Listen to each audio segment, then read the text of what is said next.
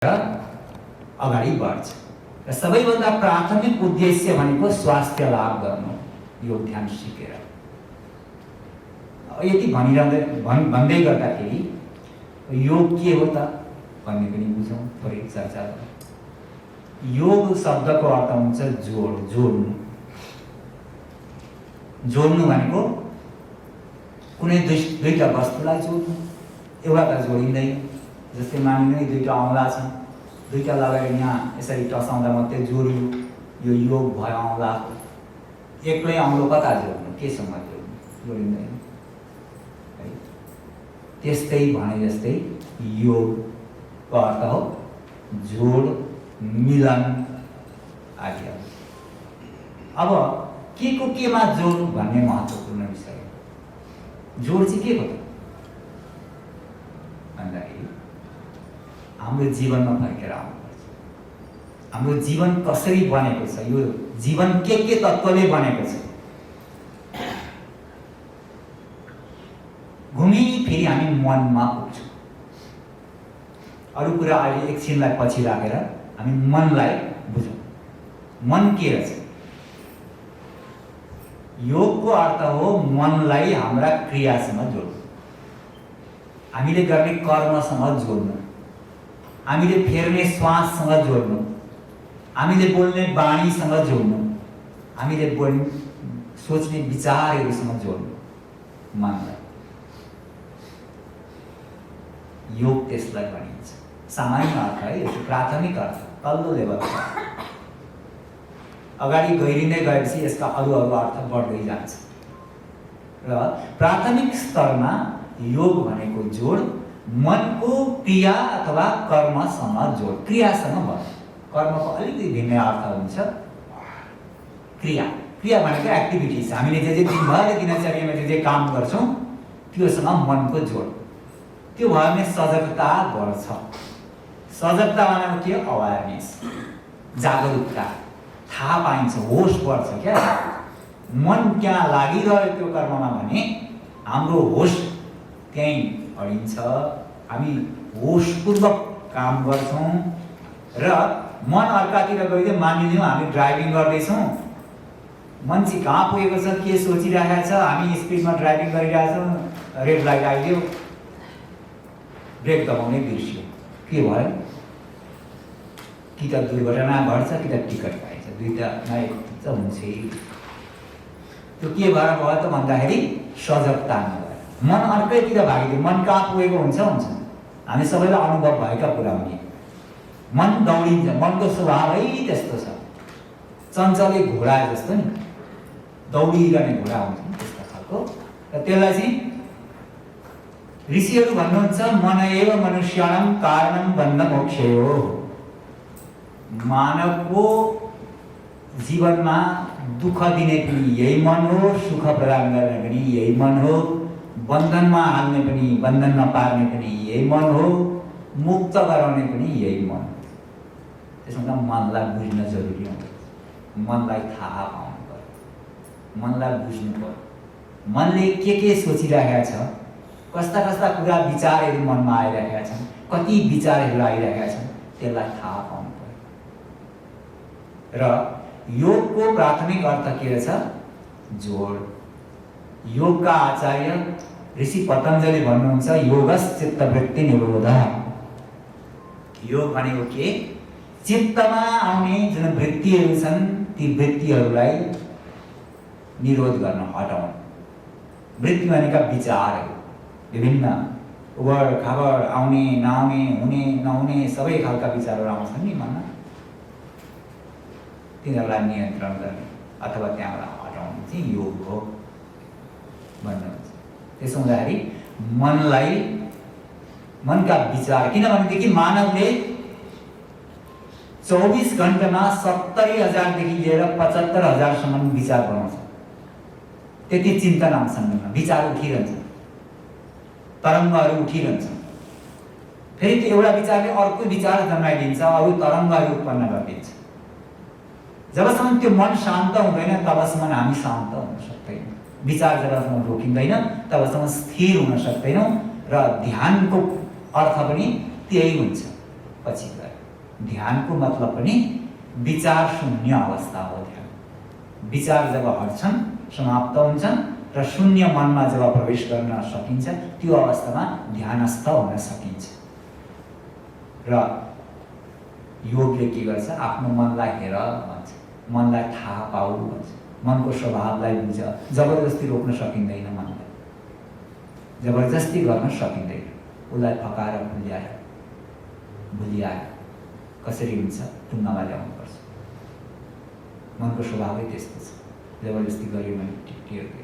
त्यसो हुँदाखेरि विभिन्न विधिहरू बनेका छन् योग ध्यानमा मनलाई चाहिँ फकाइ फुल्याइ गरेर टुङ्गामा ल्याउने। र योग ध्यानले के गर्छ?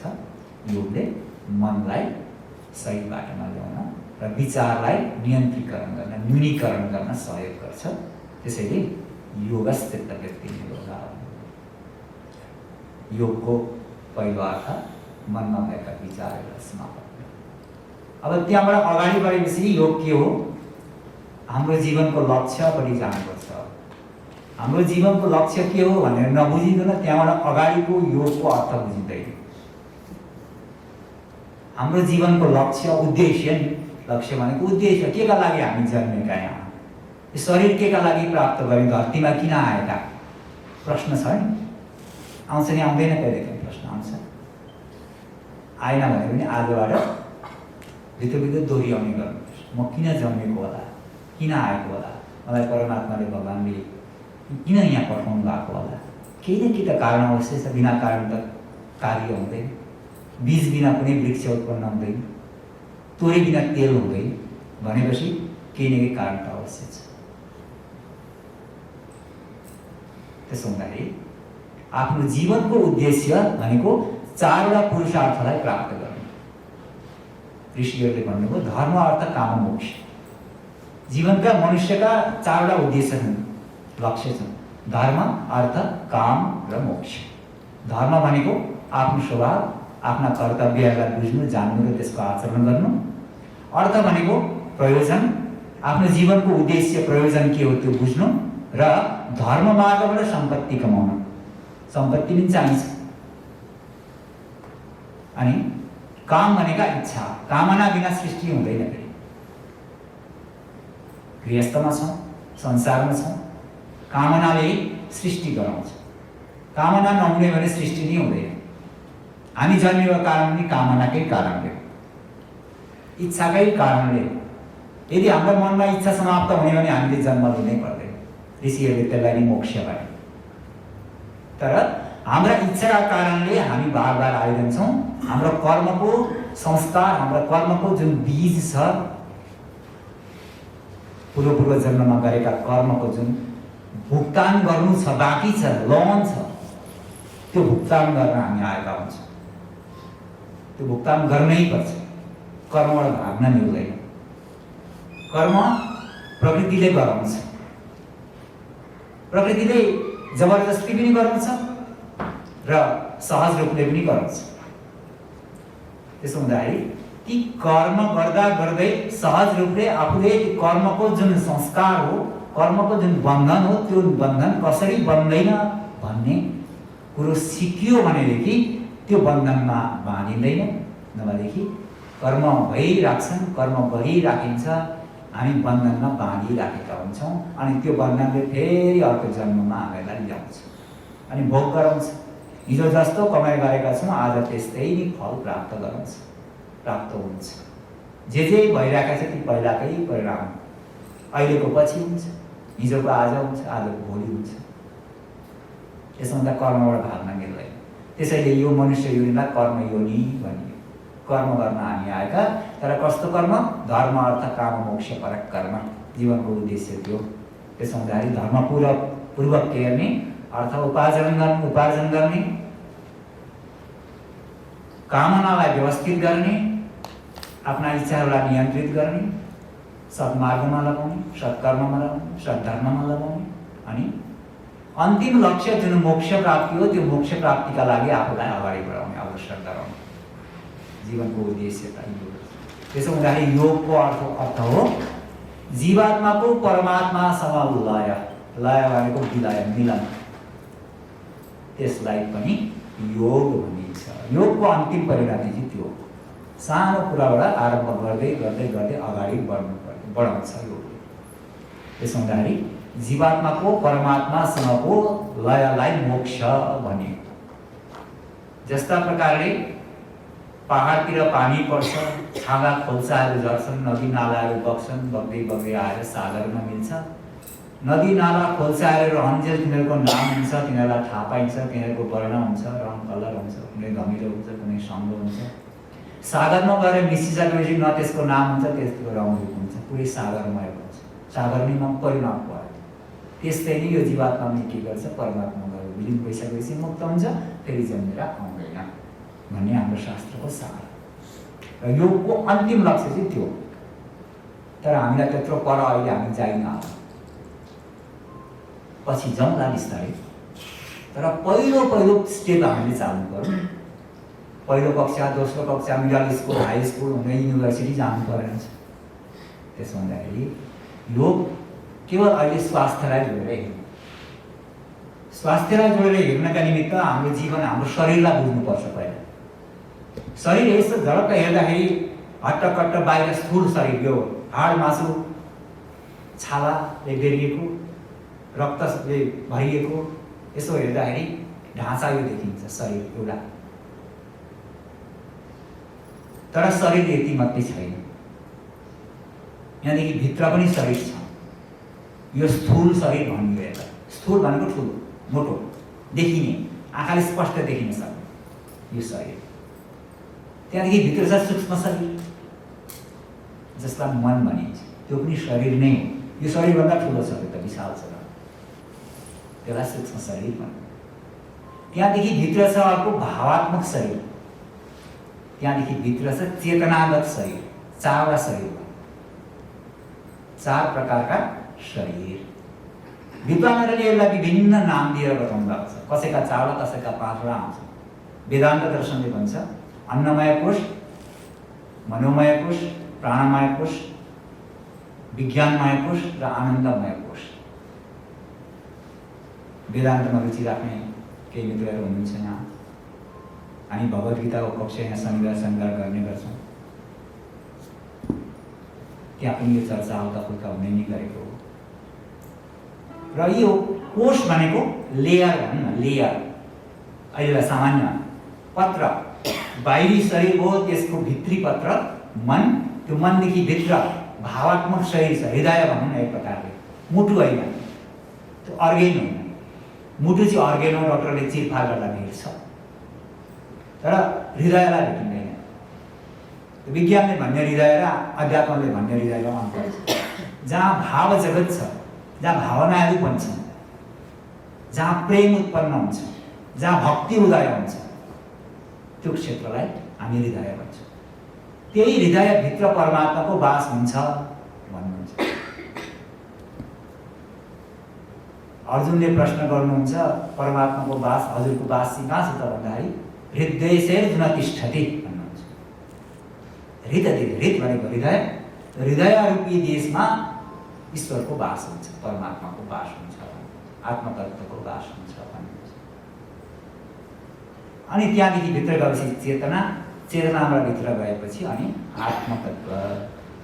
त्यसो हुँदाखेरि स्वास्थ्य कति प्रकारका हुने रहेछन्?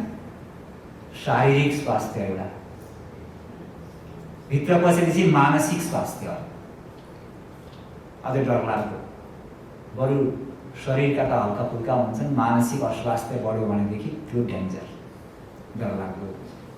किनभने मनकै कारणले शरीरका 85% रोग उत्पन्न हुन्छ। मनकै कारण। मन स्वस्थ रह्यो भने शरीर पनि स्वस्थ हुन्छ। केही भावनाका कारणले पनि हुन्छ, थप हुँदै जान्छ। सबैभन्दा बेसी मनका कारणले हुन्छ। अरू चिज पनि हुन्छ, हाम्रो खानपान, हाम्रो जीवनशैली, हाम्रो विचारधारा, यी सबै जोडिन्छ। तर मुख्य रूपमा मनले भूमिका खेलेको हुन्छ हाम्रो शारीरिक स्वास्थ्यका लागि धेरै कुरो। अब हजुरको हातै भाँच्यो, खुट्टै भाँच्यो भने अलग हो, तर मनका कारणले मन स्वस्थ राख्यो भनेदेखि हाम्रा शरीरमा उत्पन्न हुने तमाम रोगहरू आफै ठिक हुन्छ। त्यही भएर भगवान् कृष्ण गीतामा भन्नुहुन्छ योगो भवति दुःखः। योग के हुन्छ? दुःखलाई हरण गर्नेवाला हुन्छ। दुःख भनेको दुःखलाई समापन गर्नेवाला, समाप्त गर्नेवाला हो।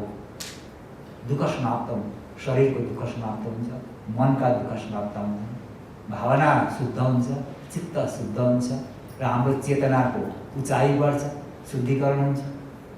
त्यही भएर मनलाई बुझ्न जरुरी छ। घुमाइ फिराइ मनमा कुरो पुग्छ। त्यसैले हाम्रो बाहिरी शरीर, स्थूल शरीर अनि सूक्ष्म शरीर र भाव जगत अनि त्यहाँबाट भित्र हाम्रो चेतना, ती सबैलाई बुझ्न जरुरी हुन्छ। तिनीहरूलाई कसरी स्वास्थ्य राख्न सकिन्छ त भन्दाखेरि योग ध्यानका माध्यमले, योग ध्यानका माध्यमद्वारा हामी पूर्ण रूपले पूर्ण स्वास्थ्य लाभ गर्न सक्छौँ। त्यसो हुँदाखेरि योग ध्यान आवश्यक छ स्वास्थ्यका दृष्टिले, प्राथमिक उद्देश्य हो। त्यही भएर WHO ले थाहा पाएर दुनियाँमा जति पनि डिप्रेसनका केसहरू बढ्दैछन्, अरूको उपाय छैन, दबाईले हुनेवाला छैन। किनभनेदेखि संसारमा जति यो विज्ञानले क्रान्ति ल्यायो, मानव त्यति व्यस्त हुँदै गयो, जति यो अगाडि बढ्दैछ त्यति समस्यामा जीवन फस्दैछ। अनि डिप्रेसन त हुनु नि। अब डिप्रेसन पनि किन हुन्छ त भन्दाखेरि, समस्या मनमा मानसिक रोग किन उत्पन्न हुन्छ त भन्दाखेरि हाम्रा विचारधाराले काम गरे, हाम्रो चिन्तनले काम गरे। हामी कहिल्यै पनि आफ्नो गल्ती देख्दैनौँ। मानवको स्वभाव आफ्नो गल्ती देख्दैन, अरूको गल्ती, अरूका छिद्रको नथाल्छ। अर्काले के खायो, के लायो, के गर्यो, के गर्दैछ, के गर्दै छैन, हाम्रो दिन बित्या हुन्छ सामान्य प्रवृत्ति। अनि त्यो अवस्थामा के हुन्छ त भन्दाखेरि मनले अधिकभन्दा अधिक विचार उत्पन्न गर्छ, नकारात्मक विचार। एउटा नकारात्मक विचारले हजुरलाई दिनभरि सताइदिन्छ। बिहान हजुरलाई झनक्क रिस उठ्यो र नकारात्मक भाव विचार मनमा उत्पन्न भइदियो भने दिनभरिको स्वास्थ्य खराब हुन्छ। परिवारमै पनि हजुरले अनुभव गर्नु नि भएको होला। सानोतिनो ठड्यामठुड परिवारमा मनमुटाव बिहानखेरि भइदियो भने दिनभरि मोटा हुन्छ नि। त्यसो हुँदाखेरि विचार सबैभन्दा खराब छ। कस्ता विचार हामी गर्छौँ, हाम्रो भाव कस्तो आउँदैछ, हाम्रा कर्म कस्तो आउँदैछ, त्यसले पनि स्वास्थ्यमा प्रभाव पार्दछ। यी सबै योगसँग सम्बन्धित कुरा हो। त्यसो हुँदाखेरि योगले हामीलाई एक त शरीरलाई आसन गर्छौँ हामी, योगका आसनहरू छन्, धेरै तरिकाहरू बताइएका छन्, योगका प्रकारहरू छन्। चर्चा गर्दै गर्दैछौँ। पतञ्जलि ऋषिले भन्नुभयो, के भन्नुभयो? यम नियम आसन प्राणायाम, प्राणायाम प्रत्याहार धारणा ध्यान समाधि 8 अङ्गमा विभाजन गर्नुभयो योगलाई। 8 प्रकारले बताउनु। पहिला के गर्नुपर्छ त भनेदेखि यम र नियमको पालन गर्नुपर्छ भन्नुभयो। यम भनेको के? नियममा बस्ने, नियममा बस्ने, अनुशासनमा बस्ने, अहिंसाको पालन गर्ने, सत्यको पालन गर्ने, सत्य बोल्ने इत्यादि कुराहरू। नियममा बस्ने, मानवीय गुणको अनुसरण गर्ने, आचरण गर्ने, यी कुराहरू आउँछ। त्यसदेखि पछाडि आसनका कुरा आउँछ। आसन भनेको हामी जसरी बसेका छौँ कहिले कसेर सुखासनमा, जुनै आसनमा होस् यो आसनको सिद्धि 2 देखि लिएर 2.5 घण्टासम्म हलचल नगरिकन बस्न सक्ने स्थिति पुर्याउनु पर्छ पहिला, अनि मात्रै ध्यान लाग्छ, गहिरो ध्यानमा जान सकिन्छ भन्ने उहाँको कुरा। आसन सिद्धि हुन्छ। त्यसदेखि पछाडि प्राणायामका कुरा आउँछ, प्रत्याहारका कुरा आउँछ, विभिन्न नियमहरू छन्। प्राणायाम गर्दा प्राणायामले मनलाई नियन्त्रण गर्न सघाउ गर्छ। आसनले के गर्छ? हाम्रो शरीरलाई लचिलो बनाउँछ, शरीरलाई हृष्टपुष्ट बनाउँछ, हाम्रा नसनाडीहरूलाई सहज बनाउँछ, सबल बनाउँछ। प्राणायामले हाम्रो श्वसन प्रणालीलाई सुदृढ गर्छ, शुद्धिकरण गर्छ। हाम्रो रेस्पिरेटरी जुन सिस्टम छ भित्रको श्वास फेर्ने सिस्टम, त्यसलाई सबल बनाउँछ, प्रतिरोधात्मक क्षमता बनाउँछ, रोगसँग लड्ने क्षमतालाई बढाउँछ। प्राणायाम गर्छौँ अनि ध्यान पनि गर्छौँ। ध्यान भनेको चाहिँ के हो त भन्दाखेरि, ध्यान भनेको के गर्नु होइन वास्तवमा। ध्यान भनेको चाहिँ केही नगर्ने अवस्थामा पुग्नु चाहिँ ध्यान हो। तर भन्नका लागि चाहिँ हामी ध्यान गर्छौँ भन्छौँ। त्यो क्रिया होइन, अक्रिया हो खासमा चाहिँ। पछि गएर चाहिँ अक्रिया हुन्छ। तर आरम्भ त गर्नै पर्यो नि, प्रयास गर्नै पर्यो। आँखा चिम्लेर बस भन्दा बस्नै पर्यो गुरुले भनेपछि। पानी कस्दै पर्यो, ढाड गर्नु सिधा गर्नै पर्यो, अनि जता जता घुमाउँछ त्यता घुम्दै गयो भन्नु गोरेटो घुमाउनु पऱ्यो नि त पहिला एकैचोटि त भित्र जान सकिँदैन पहिला त प्रयास गर्नै पर्छ अनि ध्यानमा गएपछि के हुन्छ मनबाट भित्र पस्न सिकिन्छ मनबाट पारी जान सिकिन्छ त्यो मनबाट पारी जान थालेपछि त बडा आनन्द छ गएपछि मलाई थाहा हुन्छ हे माताजी नारायण धेरै वर्ष पछाडि हजुरले दर्शन पायो धेरै वर्ष पछाडि दर्शन पाइयो यो उहाँ उता उता उता यता उहाँ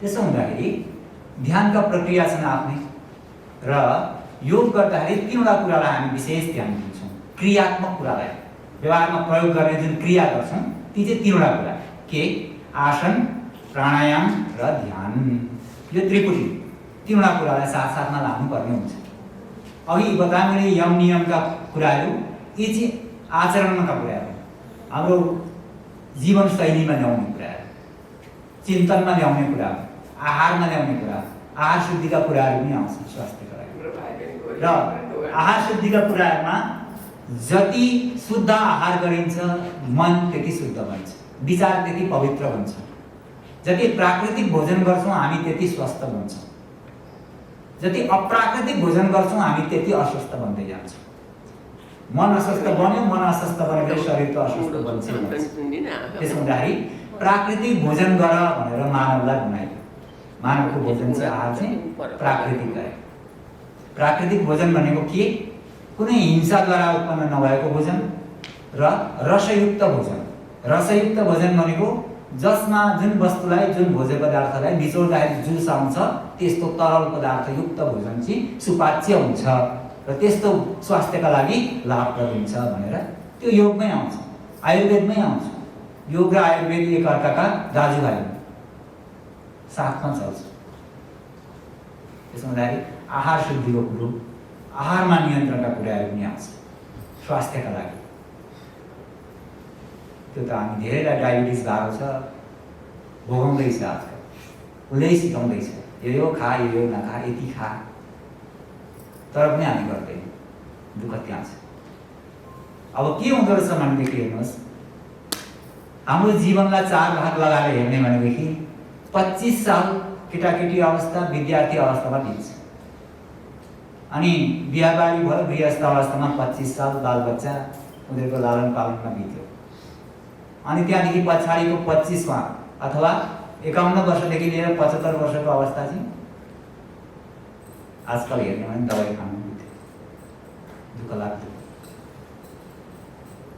उहिले ऋषिहरूले भने वानप्रस्थ आश्रम भनिन्छ त्यति बेला चाहिँ वनमा जान्थे साधना गर्थे एकान्तवास गर्थे आफ्ना छोरा नातिहरूलाई घर गृहस्थी आफ्नो दायित्व सुम्पिन्थे र वनमा जान्थे एकान्तवास गर्न अब मेरो जिम्मेवारी पुरा गरेँ अब म परमात्माको खोजपट्टि जान्छु स्वतन्त्र रूपले भनेर जान्थे त्यही भएर 4वटा आश्रम बनिएका थिए आश्रम भनेको त्यो अवस्था हो